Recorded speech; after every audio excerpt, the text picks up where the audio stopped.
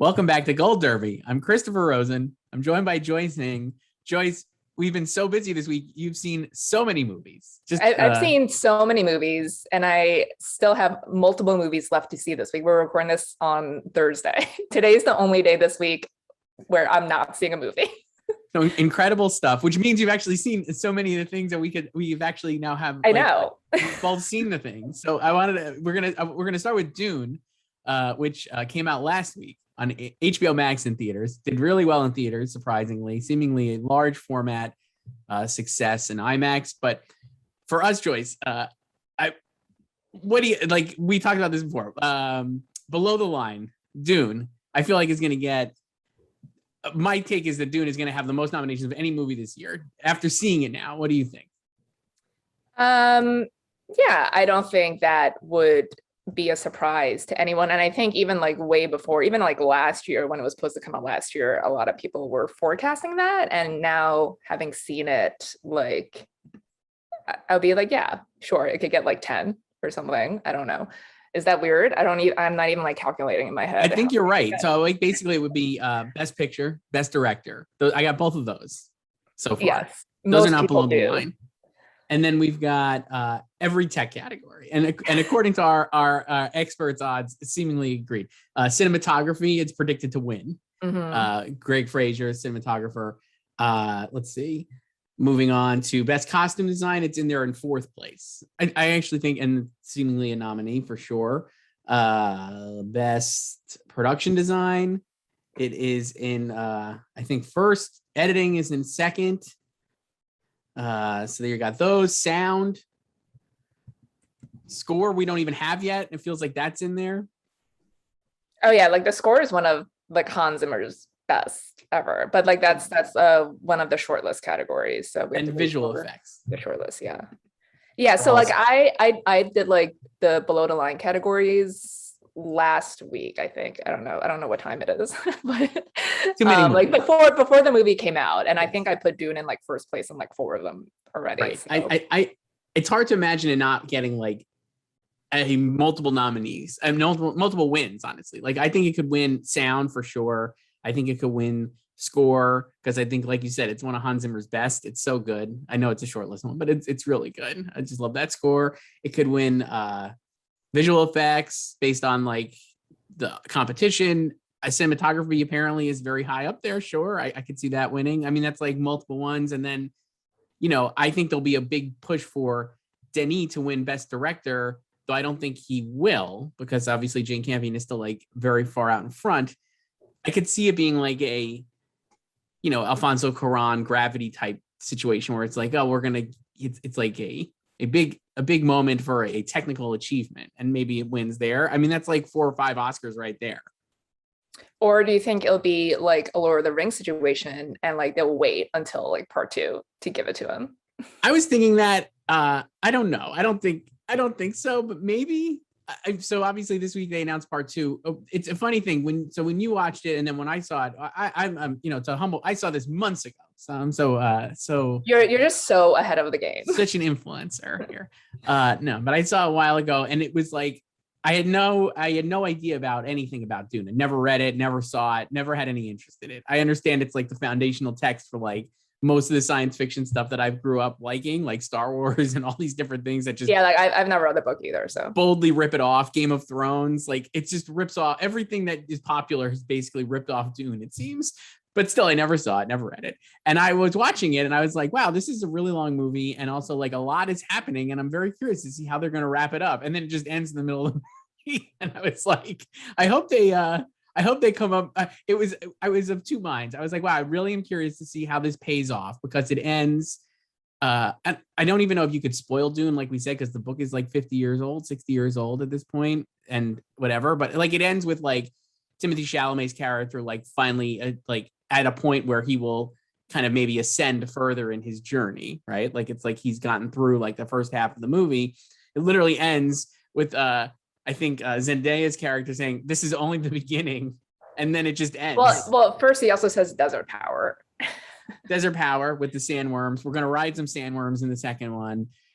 Anyway, I was just like watching. I was like, wow, this is such a perverse ending because if they don't make another one, which they had not greenlit, it would just be like really like, wow, I can't believe they just ended this movie in the middle. So I mean, even though like part two wasn't official, you knew like it was going to happen. well, I didn't like, here's why I didn't think it was, because I think we mentioned this, like, I don't know if we either talked about this on one of these or like just in real life, but I was like, why wouldn't you do them both at the same time? I understand why they didn't. Like, obviously, like they didn't want to. Denis Villeneuve has done interviews where he's like, Warner Brothers was into the idea of 2 movies, but they didn't want to like put out in front like all that money for 2 movies. And also, he has now said like he wouldn't have wanted to do 2 movies because the burden of making one was so difficult. I think like 2 would have been like too much work probably. And now he's got like 2 years to make it. But at the same time, I'm like, we're conditioned nowadays to know that they make these movies like back to back, or like very much like when there's a 2-part thing, right? Like Avengers, they split in 2, but I think they shot it all basically at the same time, or relatively speaking. And like, you know, a lot of these, I think Harry Potter, they did that. Like, it just is like the thing that happens because you have this big cast and whatever. So the fact they didn't do it, I was like, maybe they're really not going to do this. And who knows now, like if this movie needed to make a lot of money to get a green light, but it ended up doing okay, certainly okay for like now. And honestly, like, tell me what you think about this. I was surprised at how well it did, because even last year before there was a pandemic and like people weren't going to the movies as much, I was like, who's going to go see this movie? It just seemed like not a thing that would do really well, even though it's like a big blockbuster. I do think there is like a hardcore like fan base for just like Dune in general, like book readers. And then I think combined with a lot of, you know, just like general like film Twitter people who are excited about this, I think like it's like they joined forces.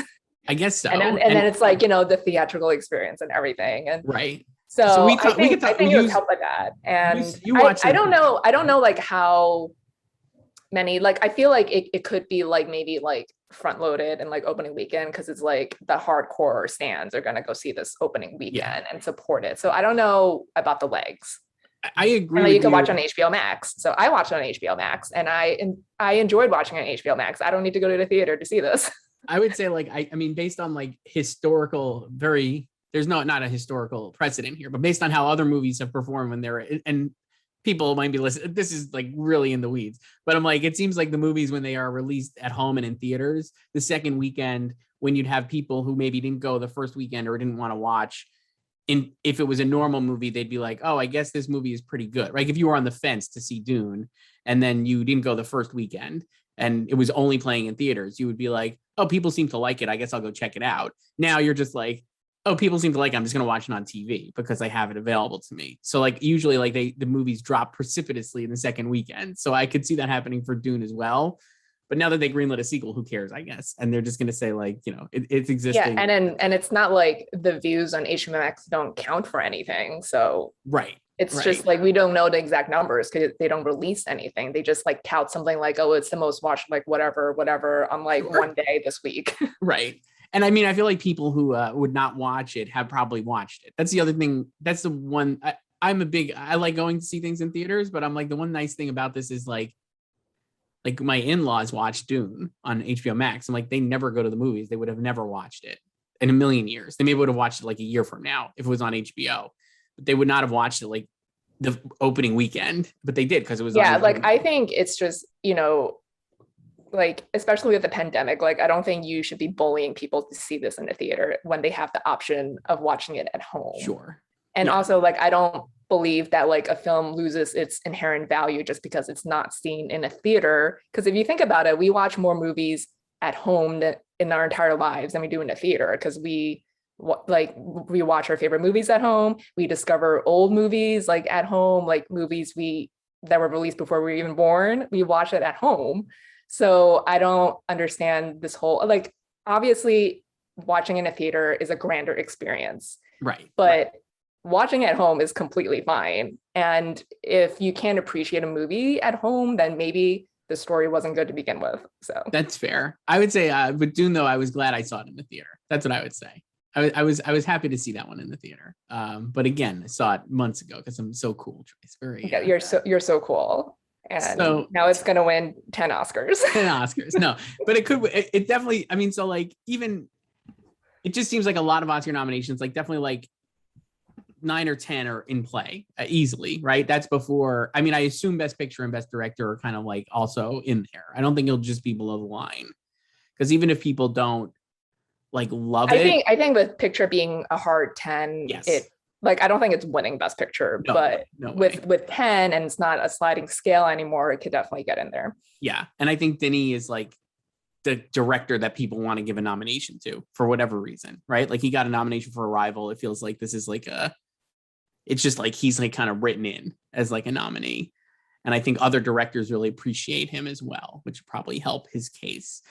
But then I wrote about this week, kind of on a lark, and I want you to laugh in my face. But is there any, beyond all those nominations, then, is there any chance that it gets an acting nomination? And the only two people I would say who could possibly get nominated, even though it's got an all-star cast, no one is really in it that much, except for Timothée Chalamet and Rebecca Ferguson. Timothy would be for Best Actor and Rebecca Ferguson for Supporting Actress. Any shot on that?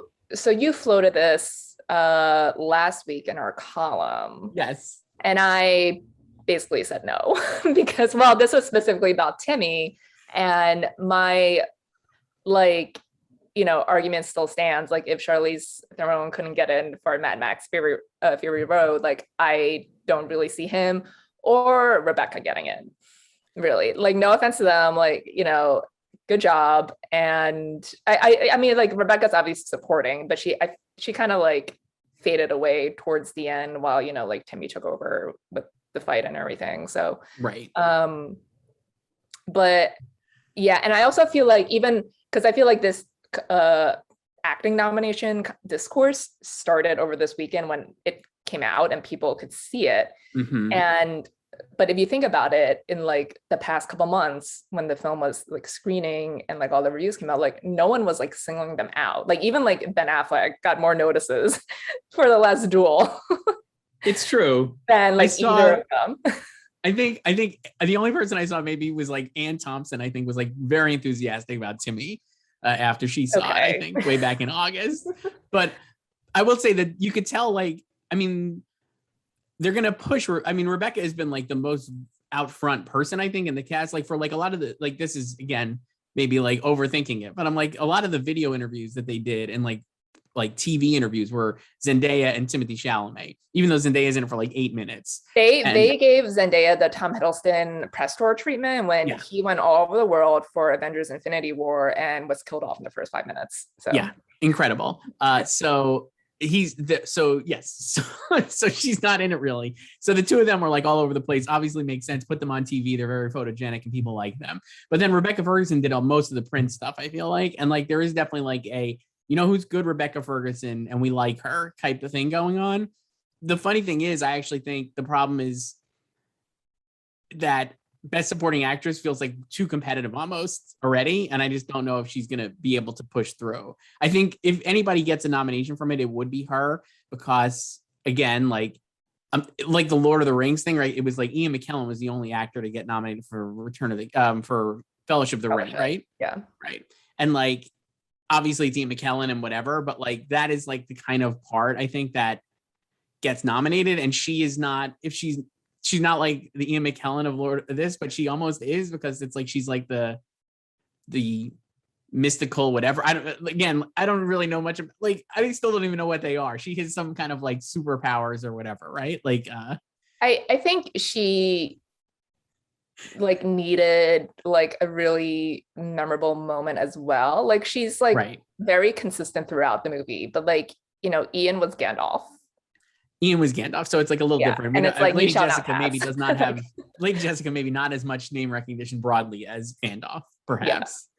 I guess the only way I could see it happening is, again, if like Dune is getting like 10 nominations, and again, like I think we said this last week, like a lot of the movies, I think we said this about maybe when we were talking about like French Dispatch or something, where it's like you're going to end up like we're all like holding places for certain things because people haven't seen it, or like you're like, oh, this coming movie is going to be like a big deal. And then when the movies finally come out, if they're not good or the performances don't like stack up to our expectations or whatever, you're going to go back to the earlier stuff that and already saw and like be like, oh, well, I guess I'll go back to, Rebecca Ferguson maybe for Dune. And I just wonder if that'll happen here. I don't, again, I don't think so. I don't have her in. But I don't think it's like it's a long shot, but I think it's like less of a long shot than like some others. I could just see it happening. Like if you have like, I mean, I don't think she'd get in over Ann Dowd and bless Mass, which is a great movie.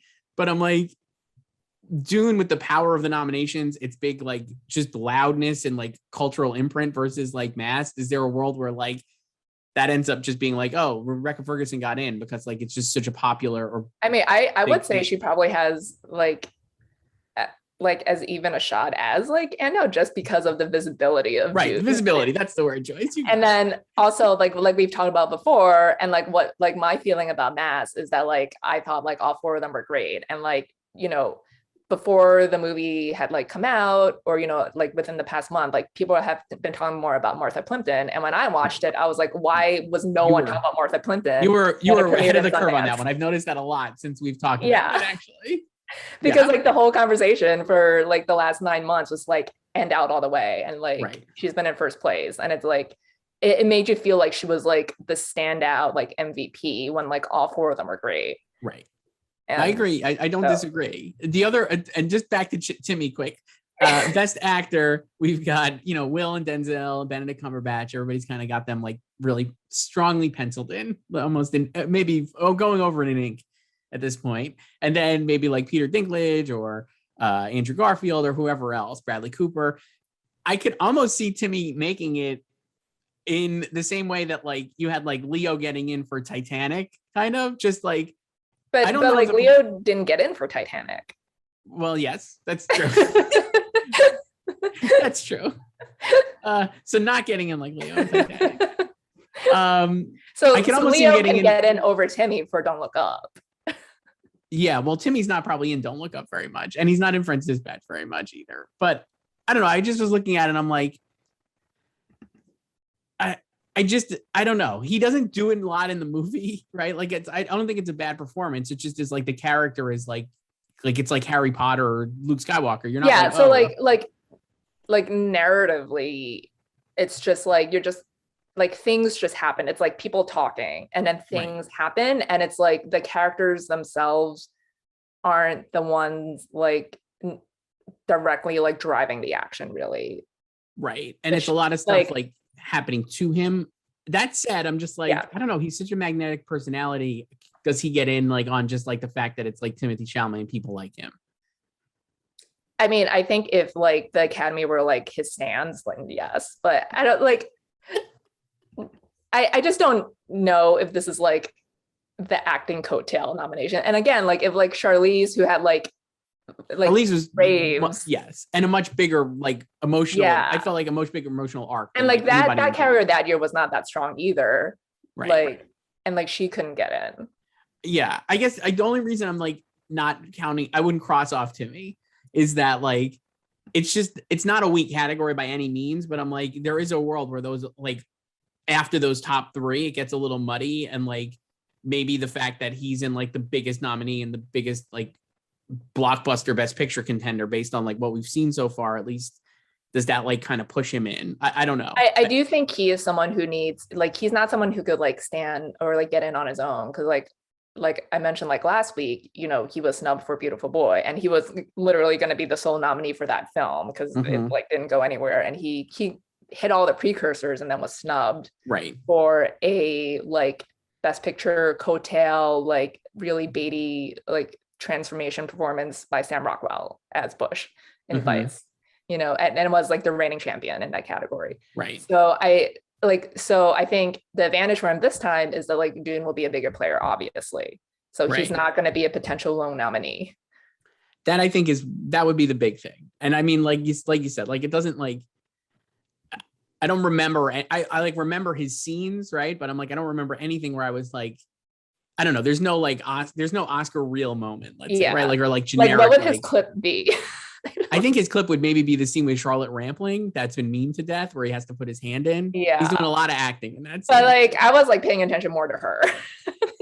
I was like paying attention to I kind of was like, so in that scene, he's talking to Charlotte Rampling, who's like an elder wizard, or I don't know, honestly. I'm sure people watching this, I'm like, you're just such a bozo from the Dune stuff, but I don't really know. I don't know. I don't know. Like I couldn't spell half those names. But she's like a very important person, and she's testing him to see if he's like if he's gonna be the. Shows when she puts his hand, he has to put his hand in like a box, and it's gonna like shoot incredible pain, and if he pulls his hand out, he dies basically. Okay, and he doesn't die because it happens at the beginning of the movie. And I was just like watching it, I'm like, wow, that's like, how would you act like putting your hand in, like he has to pretend that he's in a lot of pain. I just was like very impressed by that because I was like, wow, I really buy that he's in a lot of pain, but like he's just sticking his hand in a cardboard box basically. Yeah, and that's not something you can isolate for like 20-second clip and like. No, but it's a really. I thought I was like really impressed with it, but it doesn't really have a lot of, not a lot of Oscar real moments. Yeah, I don't know. I think we'll see. Like, I don't know. I don't think. I think the smart money would say like all the tech nominees, perhaps Best Picture, perhaps Best Director, and I don't. It's not in there according to our experts at least for adapted screenplay. I mean, that category still seems. I thought the script was like the weakest. Yeah, and it seems like that would be the consensus. So like probably not going to get in there unless some of those other movies that are kind of under consideration like really flop, I guess. Like it's like, yeah, right now, according to our experts, it's in 7th behind Power of the Dog, Coda, Tragedy Macbeth, Nightmare Alley, Lost Daughter. It's possible that those one or two of those flop. It's not the deepest category. After Dune, it's like Passing, The Humans, Cyrano, The Tender Bar, and The Last Duel. A couple of Ben Affleck twofers. I don't know. I could see it not getting in there, but who knows? Yeah, I think that category would be the one I would have in last if I were to like rank its chances in category. Same. Yeah, and anything else? I mean, nobody else like Oscar Isaac. None of the male actors have any supporting, I think, juice necessarily. They're just not in it very much. No. I don't think anybody's bad. Jason Momoa is actually awesome, but I don't think he's in it enough. And like, he is not probably Jason Momoa is just like Jason Momoa, and I don't say that as a bad thing. Like he's just Jason Momoa. It's awesome. So I'm so in on him. It's really good. He's so much fun. So Dune, there we go. So you can watch it now on HBO Max. And if you haven't watched it yet, please watch it because I think it's pretty good. Even though I don't know, I might be in a slight minority. I don't know. People seem to like it. The reviews are okay. I think they were good, and I think it'll go pretty far. The reviews not so good on the other end, Joyce. For the other big movie that we both saw this week. We didn't sit together for this one. We didn't. There were a lot of people at that screening. Marvel's Eternals from reigning Best Director winner Chloe Zhao. Joyce, what you think? It was okay. So I had I wouldn't say low expectations, but I was like managing my expectations for this movie, and I didn't like read any reviews. Like I saw like the mixed reactions to it, but I didn't read any reviews. I don't usually read reviews anyway. So going in, but it's just like obviously it's like they're trying to like, this is like a Guardians like experiment for them, because that was kind of like a risk, and that worked. And like, this was also a risk. And it did not really work. So as I was just saying before we started recording, is like this, it's not a movie. Like structurally, like plot wise, the plot doesn't start until like literally the third act, like the final like CGI battle, because this is not a spoiler at all, but it's like the entire movie, it's just like them getting the team back together. Like that's not a movie. And I love that trope of getting the team back together, like, especially for One Last Job, like all caps. Great. But that's a montage. Like one of the best ones is in D2, The Mighty Ducks. Tell me about it. Okay. Have you never seen it? I've seen it. I just haven't seen it in a very long time. Okay, I will link this so like everyone can watch this. Do not tell me we haven't seen it because that'll just break my heart. No, I've seen it. So like Don Tibbles like wants Gordon Bombay to like coach Team USA because he came back after he injured his knee in the minors. So then he has to go recruit the Ducks. So then he does the duck call like beneath like Charlie's window. And then he's like, you want to play some hockey? So then it cuts to this montage of like Joshua Jackson in his like OG Ducks jersey, you know, number 96. And then he's just rollerblading all around Minneapolis to pick up the other Ducks, you know, like into like Mall of America, into this like really weird, like, I don't know this like date that like Connie and Guy were on, but it was like this like industrial like water like area. But anyway, picks up the Ducks. And it's just like a great montage. But like you've seen this a lot in movies, you know, and if it's not a montage, they get it done in like, I don't know, like 15 minutes in like the first act, you know, like we saw it in Endgame when they were planning the time heist. Great. They try to get Tony. He says no. They get Bruce. Tony comes. They get Clint and Thor. And then they get on with the show. Great. This movie, it's like 2 hours of it is just them going around the world, getting the other Eternals, because they've dispersed over like the last 7,000 years. And then it's just repetitive because they try to convince whoever they're getting to come on and like figure out why the deviants are back. And then they re-explain everything. It's a tough beat, I'd say. My problem, I'll tell you, my problems with the movie were twofold. So I went in actually opposite of you. I went in with high expectations, not because of the reviews, but because of Chloe Zhao. And I know maybe that's unfair to be like, oh, like I'm expecting this movie to be more than a Marvel movie or whatever. But I'm like, they hired this incredible filmmaker before she won an Oscar, certainly. But like, still, who she's like a self-described like Marvel fangirl. So she's like a big Marvel fan who is like, I would say, I mean, like, no offense to any of the other filmmakers, but I would say like maybe the best filmmaker they've ever hired, right? Like technical wise and like just like vision, like a real, whatever you think of the word auteur, like she is like, that is like, she's like got a whole vision and like a very specific style and all these different things. And I'm like, wow, people have been knocking these Marvel movies because they're like cookie cutter or whatever. I really enjoy that cookie, so I'm not knocking it, but I'm like, oh, like they brought her in, she's going to put her like her stamp on this world, and you're going to really feel like the Chloe Zhao-ness of like the Marvel-ness of it, right? Or whatever. And so I was expecting a lot of that. And I think in like the first scene, which is the one that like I think Kevin Feige has talked about the most and like kind of got dunked on, because he's like, you mean the first scene after the crawl? Right. So first there's about 30,000 words of crawl to set up this movie. That's like a very long, longest crawl I've ever seen in a movie, frankly. And it starts in the beginning. So that's how you know you're in for it right away. Yeah. Then it cuts to the first scene and it's 5,000 BC and they're in Macedonia, and it's like they're on this beach and it's a beautiful. I know, Mesopotamia. Mesopotamia. I'm sorry. Yeah. Yes, you're right. And cliffs and all these different things. And I think it's the scene certainly where like Kevin Feige was like, and she shot it in like a real location. Everybody dunked on him for like still doing it to make fun of him for like talking up a real location rather than doing it on like an Atlanta soundstage or a London soundstage. And that seems really cool. And like I was like kind of like into it. I'm like, oh, this is good. And then yeah, like the rest of the movie, I didn't feel like there was very much of her at all. I was texting one of my friends about this. The scene that I was like, oh, this is not going to be what I had hoped it would be, is very early on. Gemma Chan and Kit Harington are playing boyfriend and girlfriend. Right now, Gemma Chan is an Eternal. Kit Harington is a character who is has Dane a history. Whitman. What's it? Dane Whitman, right? And they're like at a bar and it's like his birthday or whatever. And like they end up in, I think like a bathroom or the back of the bar. And they're like, kind of like, she gives him a gift and they like kind of like have a conversation. It's really a nothing scene until like the very, very, very end. It doesn't really have any kind of payoff, but it's just like a scene. And I was like, I kept thinking of like the way that scene was shot and like the versus like Frances McDormand talking to the boy on the side of the road in Nomadland when he like bums a cigarette off of her. Do you remember that? Like, and it just was like, the way she shot that scene in Nomadland, which is again just a conversation between two people. There's like not a sexual energy in either of them, but it's just like a comfort level or like, you know, whatever. It just is like, oh, and I was just like the contrast between those two scenes. I was just like, this one in Nomadland was so much better, and I got so much more out of it than like this conversation here. And I was like, if this scene is rough or like just like totally anonymous, then like we're in trouble for like the next 2 hours of the movie. Basically, that was my thinking.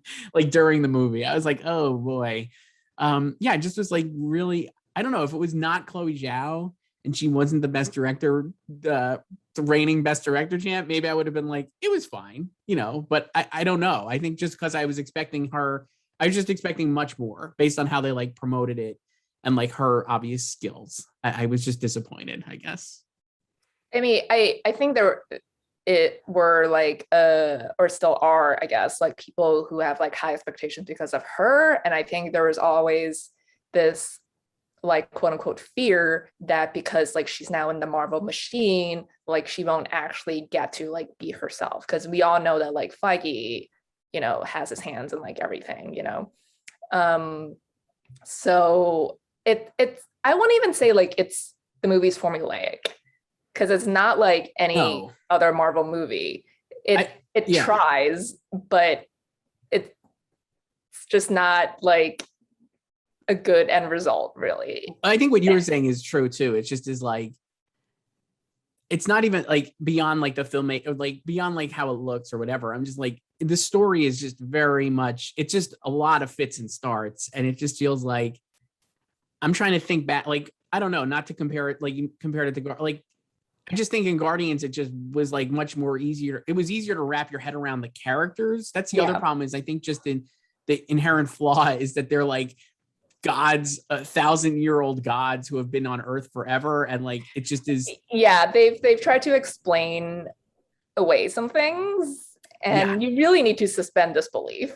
And it was just hard for me to just suspend, even in a world where I'm like, I'll totally buy everything that Marvel has done, right? Like that, the snap, sure, I can understand like all this stuff.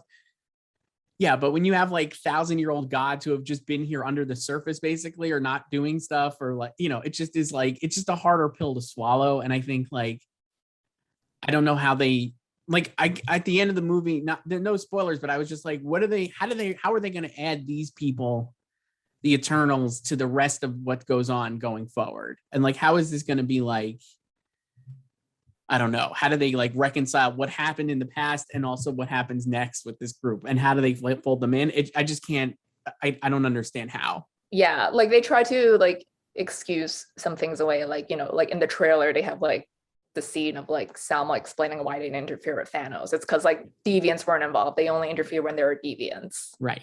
So it just doesn't hold water. So I would say because once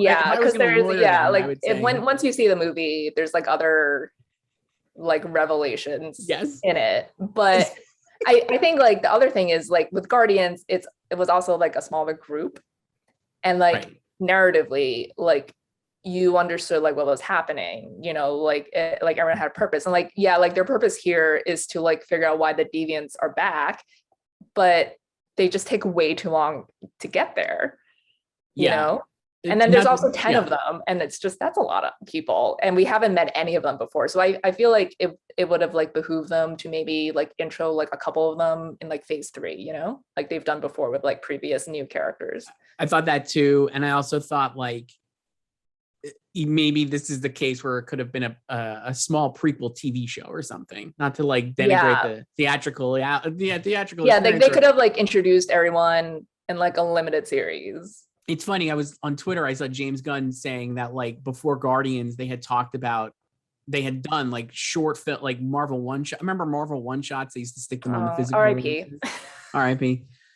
And they had come up with Marvel one shots for the Guardians characters because they were concerned that people wouldn't like understand them. So it was like a Rocket and Groot one or whatever, like a Nebula one. And like they didn't end up doing it. I don't think he said or whatever, but I was just like, this could have maybe benefited from that. Let's say, I just think like a little. Yeah. Cause like this group is even more like esoteric than Guardians, like the Eternals. Yeah. Because again, like with Guardians, you're like, not to like make it too basic, but I'm like, Peter Quill. Okay. He's like Indiana Jones. And then you have like Rocket Raccoon. He's a talking raccoon with a machine gun. And Groot is a giant tree that can beat people up. And in this, a lot of the Eternals, I still don't understand how their powers work. Not to sound like a total nerd, but I'm like, what is your power exactly? And like they explain it, especially with like Cersei, like it's very vague. Yes, Cersei is played by Gemma Chan. She's basically like the leads of the movie are Cersei and Icarus, who's played by Richard Madden, and then everybody else is kind of supporting. I would say of the biggest surprise for me of the cast was probably I don't know. I thought Angelina Jolie was actually pretty good. She's not in it very much. And I also really liked Don Lee, who plays Gilgamesh. I thought he was and like their characters have like a good rapport. really fun. And I also like, and Kumail Nanjiani was also really good. Not in, and nobody's really in it that much, I guess. I don't know. Like, that's the other thing. It's just because they have to wait until they get to wherever they are so they can pick them up. Right.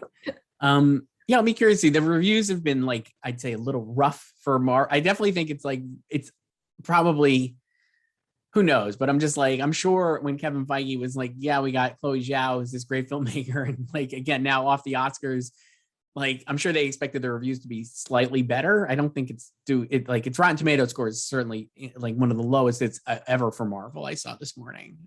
But Rotten Tomatoes also doesn't mean very much, but I'm like, it definitely has not gotten great reviews, especially after like Shang-Chi had like some of the best reviews in Marvel ever. So I mean, yeah, I think it's like with that, I think it's also like expectation reality as well with Shang-Chi. Like that wasn't directed by Chloe either. Like, I do think like people had high expectations and yeah, like I said, like it's not formulaic, and I like do respect them for like trying something different. But like the story just like wasn't there. And also there's like 5 credited writers on the screenplay, including Chloe twice, because she did a draft by herself and then she co-wrote it with somebody else. So a lot of hands, in the kitchen there. Yeah. So probably not from an award standpoint, Chloe probably not making it back for a second consecutive Best Director nomination. I mean, like what, I guess, I don't even know about visual effects. So it's up, according to the experts, it's up there for visual effects. It would be, let me see. It's running second behind Dune. The other contenders here for, according to the experts, are Shang-Chi, Nightmare Alley, Sight Unseen, which is just LOL, I think, and Matrix Resurrections. And then down the line is like Free Guy, No Time to Die, Spider-Man, which is still coming. I mean, I don't know. That category has the potential to be like,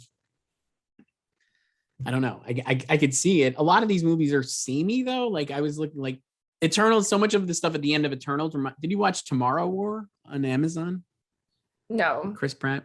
A lot of the monsters in Tomorrow War look like the deviants. I don't know. It just is like the CGI is like getting very not samey, but like it just is like once you've seen one CGI monster, you've seen like a lot of them. So I'll be curious to see if Eternals makes it. I mean, like it's not the biggest like category this year. I mean, like Godzilla, Kong, I guess could be in there. I don't know. Yeah, like Marvel usually, like it's never won visual effects, right? But it usually gets like a nominee in there. And I mean, I could see the nominee, like no one's seen it. I could see it being Spider-Man. Me too. It just seems like that would be the one. They have to do like the de-aging with multiple people in there. And Shang-Chi, it's got like a lot of it's got a lot of visual effects, and like the ending is like a big lot of dragon, like just monsters and dragons and stuff. It's like kind of like a lot. It doesn't look the best, but it does have a lot. So how do you think, Eternals comes out next Friday, November 5th. So yes. Like, how do you think it would? I think it'll still like open well. I think it'll open well. It's hard for me to, so like from a pandemic box office standpoint, it's like, okay, Shang-Chi did awesome, but there was like a lot of hype for that. And I think people were really excited for it, right? Like it seemed like a thing that everybody was into. And then like No Time to Die did okay, and it's kind of continued to stay strong. And then Halloween Kills is like big, and Venom was, so I assume it'll be like, I could see it being less than Venom again because it's so long. It's like got the Bond problem where it's like 2 hours and 40 minutes. And there's a mid credits and a post credits, which are the best parts. Frankly, I was into both of those. Not to spoil anything, but they were good. I was like into it. There are spoilers out there if you go look for them. Yes, there are. I don't know. I think it'll do well.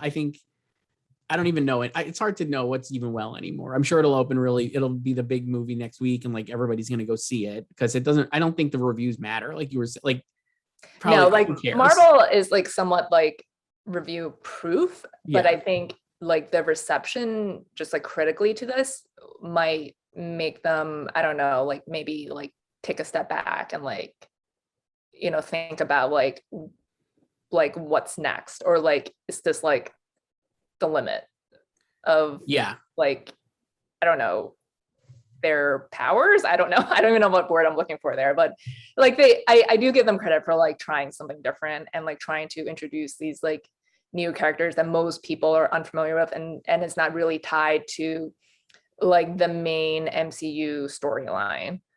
Yeah, I mean, all of like on paper, I actually don't think it's still like a miss. I think it's too big, and like the way they executed it, I hate doing this. Like, and people do this all the time now. So I mean, I'm also doing it. I'm like, I hate being like, I would have maybe done this different, because I just think that's like the worst, because we're not making it. But I'm like, personally, I would have thought like, I don't know, it maybe there's a, like you were saying, like there like another way to go about the intros, or like how do you set up these like I understand like why they made the choices they did, but it just did not come together well.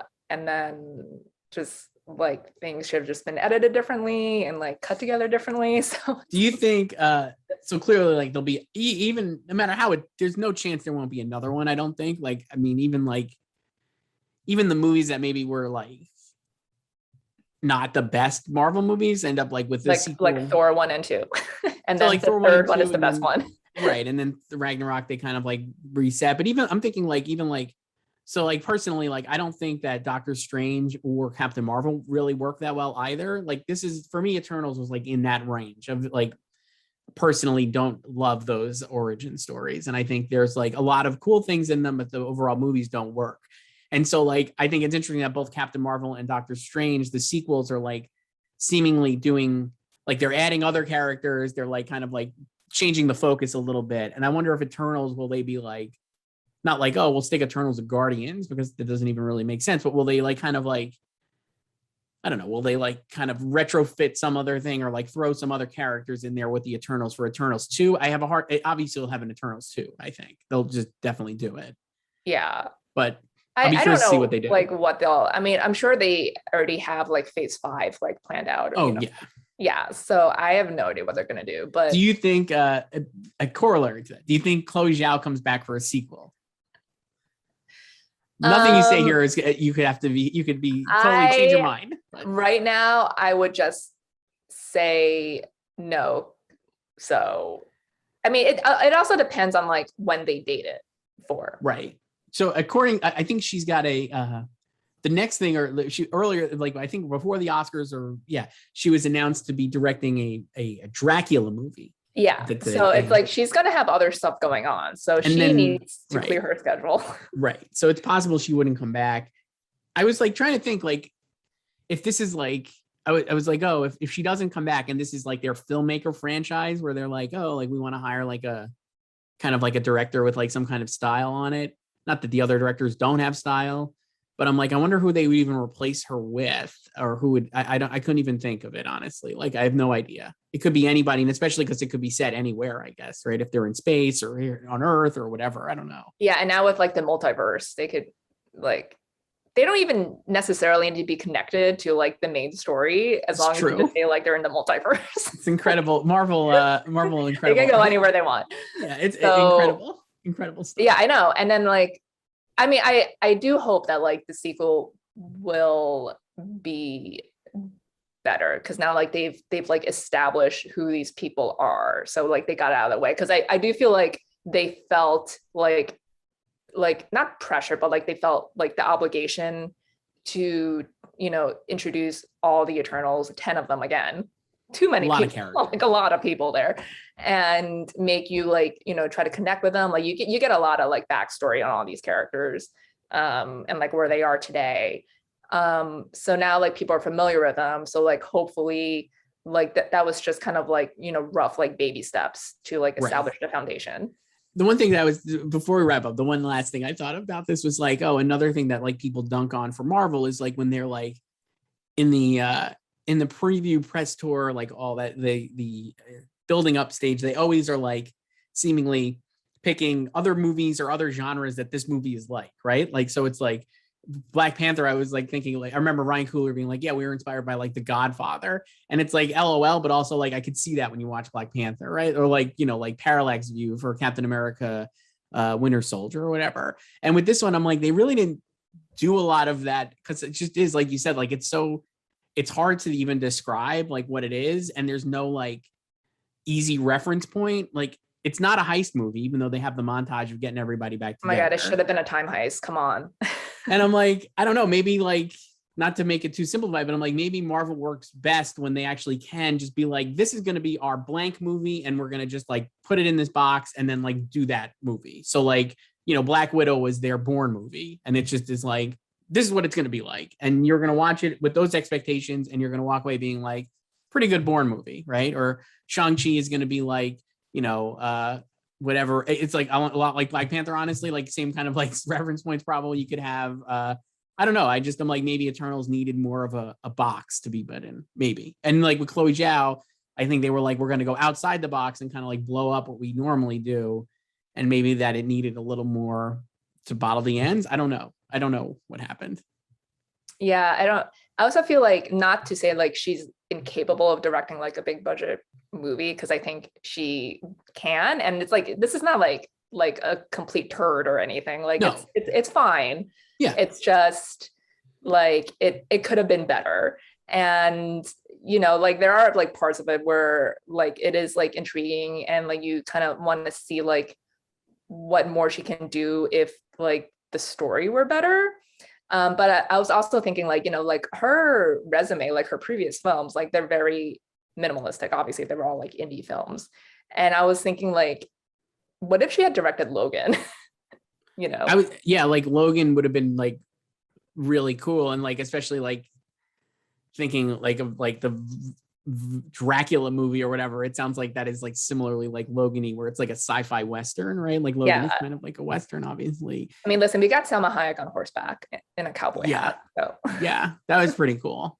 Like I think, I don't know, but at the same time, like you said, she's like a big Marvel fan. Like obviously, like, you know, she probably had not her pick, but I'm sure she was like excited about the prospect of doing this. But I agree. Like, I think like if it was more of a minimalist take or whatever, maybe that would have been cool. I mean, I would say like if she came back for the sequel, I would be not disappointed. I would like to see. No, I would just be like, I want to see, because now we know who these people are. So I want to see what like an actual like movie is like. Yeah, I think so too. And I think like I think she would do a really cool job with it. And hopefully like, you know, we'll see. I mean, it's like, it sets up a sequel. So yeah, I mean, obviously, it would be.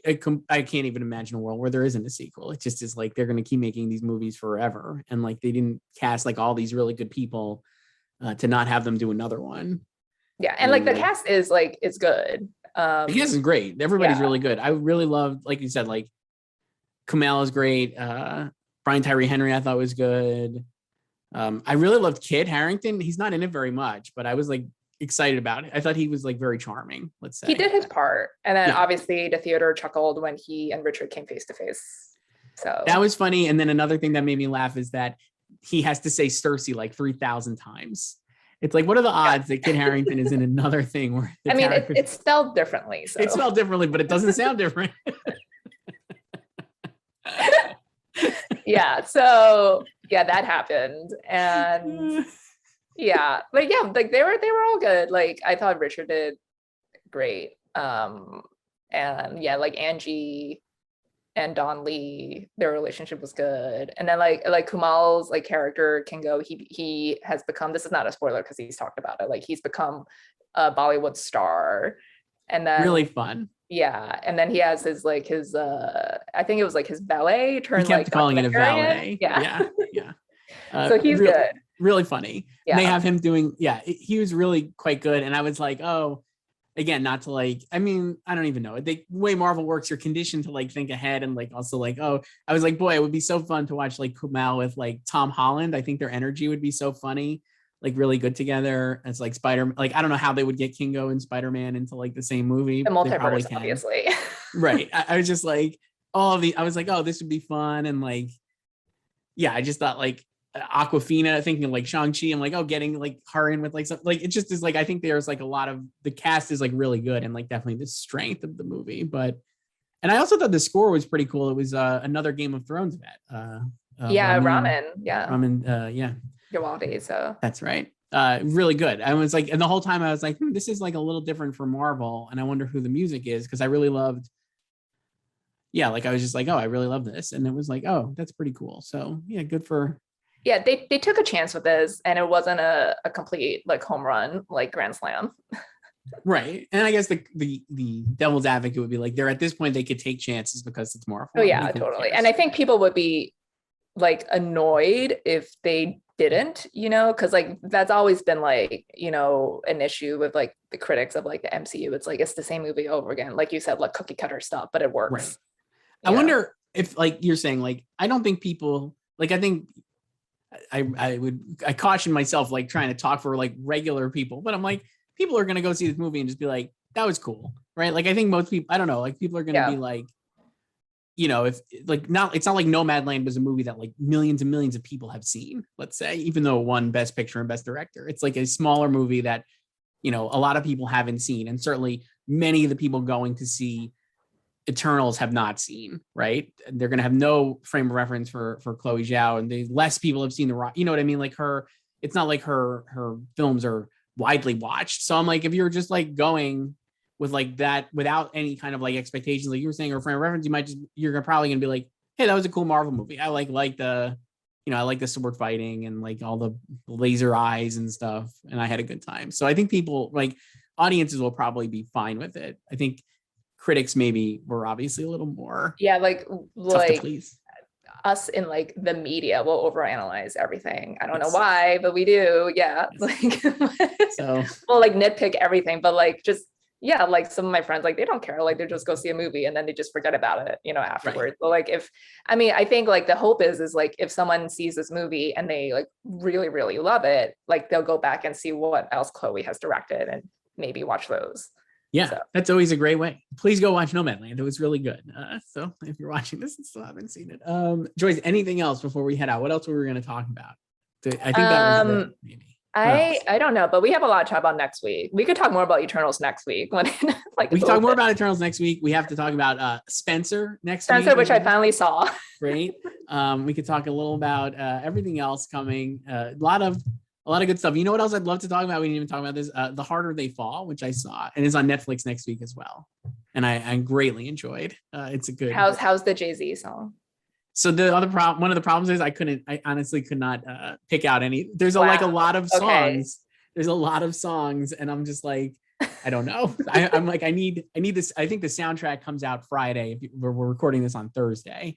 So the soundtrack is out on Friday. I promise I won't listen to it. You're gonna hit up Spotify at midnight. I will hit up Spotify. I'll report back. But I was like, boy, I don't know. It's not as prominent as the Beyonce song, that's for sure. That I wasn't able to pick it out immediately. So Beyonce 1 so far, Jay-Z 0. I think so. We'll see. Joyce, this is fun. We'll talk next week. Bye.